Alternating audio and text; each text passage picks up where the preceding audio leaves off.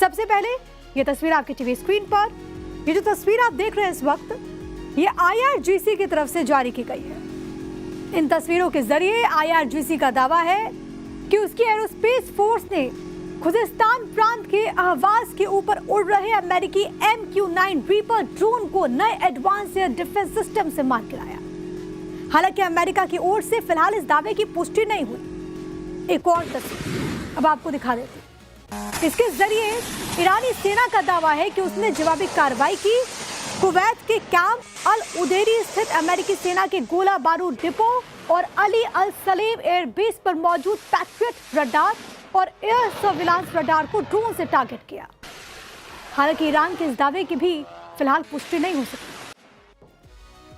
और भी एक और तस्वीर आपके सामने रख देती हूँ, और इसके मुताबिक जॉर्डन स्थित मुवाफक सल्ती एयरबेस पर रात में मिसाइल अटैक हुआ। इसमें 2 अमेरिकी सैनिकों की मौत हो गई है, कई अन्य जख्मी भी हैं। रिपोर्ट्स के मुताबिक हमले में बैलिस्टिक मिसाइलों का इस्तेमाल हुआ है। एक वीडियो है घटना का, वो भी सामने आ गया। हालांकि ईरान ने फिलहाल इस हमले को लेकर भी कोई आधिकारिक बयान जारी नहीं किया है।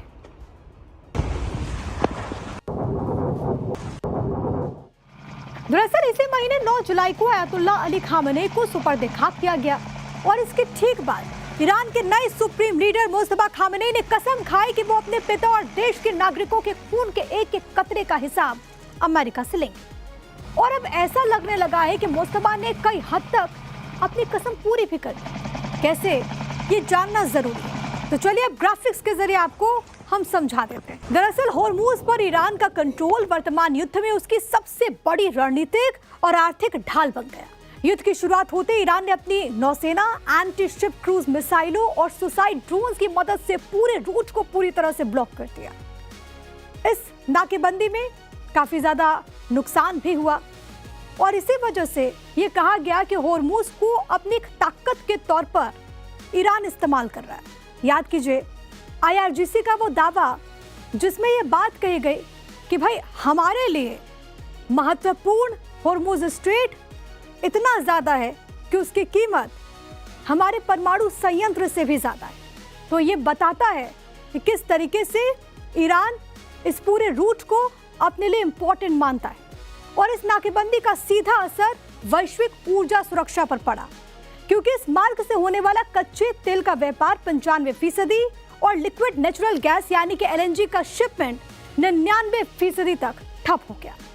ईरान के इस आक्रामक कदम ने वैश्विक बाजारों में जैसे तहलका मचा दिया, और इससे अमेरिका और पश्चिमी देशों में तेल डीजल की कीमतें $5 प्रति गैलन के पार पहुंच गई। इसके अलावा अंडरग्राउंड मिसाइल सिटीज ईरान की रक्षा रणनीति का सबसे मजबूत स्तंभ है, पिलर है, जिसने उसे अमेरिका और इजराइल के भीषण हवाई हमलों के बावजूद सेफ रखा है, सुरक्षित रखा है।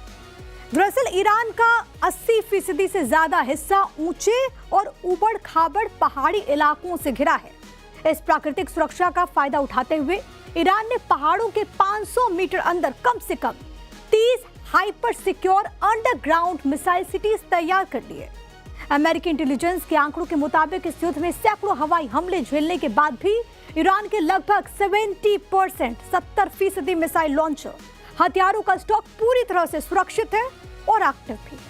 साथ ही एक्सेस ऑफ रेजिस्टेंस ईरान की वो रणनीतिक ताकत जिसने इस युद्ध को केवल ईरान की सीमाओं तक सीमित नहीं रहने दिया, बल्कि इसे पूरे मिडिल ईस्ट में फैलाकर अमेरिका और इजराइल के लिए बड़ी चुनौती पेश कर दी। दरअसल ईरान ने लेबनान के हिजबुल्लाह, यमन के हूती विद्रोहियों और इराक और सीरिया के शिया लड़ाकों जैसे अपने शक्तिशाली प्रॉक्सीज को एकजुट किया। इस मोर्चे की मारक क्षमता की वजह से अमेरिका और इजराइल अपनी पूरी सैन्य ताकत ईरान पर केंद्रित कर ही नहीं पा रहे, और इसने ईरान को इस पूरे संघर्ष में बेहद मजबूत और एग्रेसिव कंडीशन में आक्रामक स्थिति में लाकर खड़ा कर दिया। लंबे समय से कतर, कुवैत, UAE, बहरीन जैसे खाड़ी के देश अपनी सुरक्षा के लिए अमेरिकी सैन्य उपस्थिति, आधुनिक पैट्रियट मिसाइल डिफेंस सिस्टम पर निर्भर थे, डिपेंडेंट थे। लेकिन इस युद्ध में जब ईरान और उसके सहयोगियों ने कुवैत के तेल डिपो, बहरीन के अमेरिकी नौसैनिक बेस और कतर के रडार साइटों पर एक साथ सैकड़ों सुसाइड ड्रोन्स और बैलिस्टिक मिसाइलों से अटैक किए, तो ये सुरक्षा कवच पूरी तरह से नाकाम साबित हुआ। नतीजा, सऊदी अरब और यूएई जैसे प्रमुख अरब देश अब खुद को इस युद्ध से दूर रख रहे हैं और अमेरिका पर आंख मूंद कर भरोसा करने के बजाय अपनी सुरक्षा सुनिश्चित करने के लिए ईरान के साथ सीधे कूटनीतिक रास्ते और बातचीत तलाशने को मजबूर हो रहे हैं। इसके अलावा ईरान अच्छी तरह से जानता है, उसे ये बात मालूम है कि वो सीधे सैन्य बजट या फिर अत्याधुनिक लड़ाकू विमानों के मामले में अमेरिका से मुकाबला नहीं कर सकता। इसीलिए उसने कम लागत वाले सुसाइड ड्रोन्स, एंटीशिप मिसाइल और छिटपुट हमलों का सहारा लिया। जहां पर ईरान के एक ड्रोन या फिर मिसाइल की कीमत कुछ $1000 है, तो वहीं अमेरिका को उसे हवा में मार गिराने के लिए लाखों डॉलर की इंटरसेप्टर मिसाइलें दागनी पड़ती है।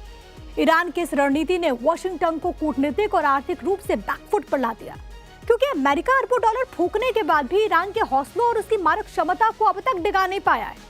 और ये तस्वीरें तो हर कोई देख रहा है, पूरी दुनिया देख रही है, संपूर्ण विश्व देख रहा है।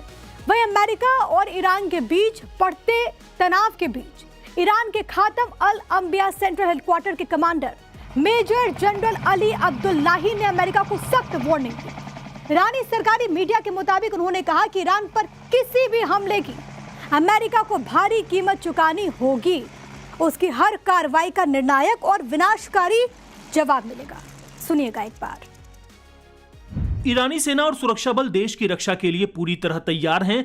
अमेरिका सैन्य मोर्चे पर अपने उद्देश्य पूरे नहीं कर पाया है और अब ईरान के अंदर अस्थिरता पैदा करने की कोशिश कर रहा है। लेकिन ईरान पर किसी भी हमले की अमेरिका को भारी कीमत चुकानी होगी और उसकी हर कार्रवाई का निर्णायक और विनाशकारी जवाब दिया जाएगा। और इसके अलावा अमेरिकी हमलों के बाद आईआरजीसी की तरफ से भी बयान जारी हुआ है, जिसके जरिए आईआरजीसी ज्वाइंट कमांड ने चिताया कि अमेरिका की हर हरकत का जवाब विनाशकारी होगा। साथ ही इस स्टेटमेंट में यह भी दावा किया गया कि दुश्मन अमेरिका की लगातार हार हो रही है और अब हार से बौखलाया अमेरिका लोगों और अधिकारियों के बीच फूट डालने की कोशिश कर रहा है। दुश्मनों की लगातार हार हो रही है, वो लोगों और अधिकारियों के बीच फूट डालने की कोशिश कर रहा है। उसकी मतभेद पैदा करने की बुरी मंशा है। दुश्मन गलतफहमियों में साजिशों को अंजाम दे रहा है। अपराधी, धोखेबाज और कपटी अमेरिका को चेतावनी देते हैं कि लालच, दादागिरी, तानाशाही या क्रूरता की किसी भी हरकत का जवाब निर्णायक और विनाशकारी तरीके से देंगे। और नवभारत सुपर 6 में अब वक्त 2 मिनट में आज दिन भर की अहम खबरों का। कल से संसद का मॉनसून सत्र शुरू होने जा रहा है। इसको लेकर सरकार ने आज ऑल पार्टी मीटिंग बुलाई, जिसकी अध्यक्षता रक्षा मंत्री राजनाथ सिंह ने की। ऑल पार्टी मीटिंग को लेकर केंद्रीय संसदीय कार्य मंत्री किरेन रिजिजू ने सबकी बातें सुनने और सुझाव नोट करने की बात कही है। वहीं टीएमसी के सांसद महुआ मोइत्रा ने कहा कि विपक्ष ने E20 पेपर लीक और सोनम वांगचुक का मुद्दा उठाया। गृह मंत्री अमित शाह ने पश्चिम बंगाल में कानून व्यवस्था की स्थिति पर उच्च स्तरीय समीक्षा बैठक की। दक्षिण कोलकाता में आयोजित इस बैठक में सीएम शुभेंदु अधिकारी के साथ प्रदेश के आला अधिकारी भी शामिल हुए। मीटिंग में सीमा सुरक्षा, घुसपैठ और आंतरिक सुरक्षा से जुड़े संवेदनशील विषयों पर चर्चा हुई। इसके अलावा गृह मंत्री अमित शाह ने कोलकाता में भाषा संग्रहालय शब्दलोक का उद्घाटन भी किया।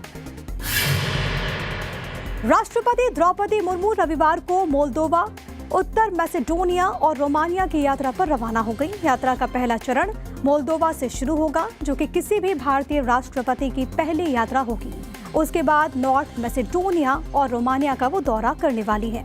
बता दें कि इस यात्रा का मकसद द्विपक्षीय संबंधों, व्यापार और टेक्निकल कोऑपरेशन को मजबूत करना है। सीएम मोहन यादव की अध्यक्षता में आयोजित मध्य प्रदेश कैबिनेट की बैठक में यूसीसी विधेयक को मंजूरी दे दी गई है। सरकार अब इस विधेयक को कल से शुरू होने वाले विधानसभा के मॉनसून सत्र में पेश करेगी। मुख्यमंत्री ने कहा कि आदिवासी, घुमंतु और अर्ध घुमंतु समुदाय को यूसीसी से अलग रखा गया है, बाकी सभी धर्मों को समान रूप से देखा जाएगा। राम मंदिर चढ़ावा चोरी मामले में कल सुप्रीम कोर्ट में सुनवाई होगी। इस मामले में अयोध्या पुलिस ने आज टिन्नू और मनीष यादव से पूछताछ की। इसके अलावा चढ़ावा चोरी मामले में कांग्रेस अध्यक्ष मल्लिकार्जुन खड़गे और राहुल गांधी ने पीएम मोदी को लेटर लिखा। इसमें स्वतंत्र जांच के नतीजे को सार्वजनिक करने और आरोपियों के खिलाफ कार्रवाई की मांग की गई। जम्मू कश्मीर में भारी बारिश की वजह से हाहाकार मचा है। राजौरी में नदी और नाले उफान पर हैं। धरहल नदी का जलस्तर बढ़ने की वजह से 200 से ज्यादा गाड़ियां बाढ़ के पानी में बह गई। बस स्टैंड का तो नामो निशान भी नहीं बचा। वहीं पुंछ में भारी बारिश, फ्लैश फ्लड और भूस्खलन की वजह से 11 लोगों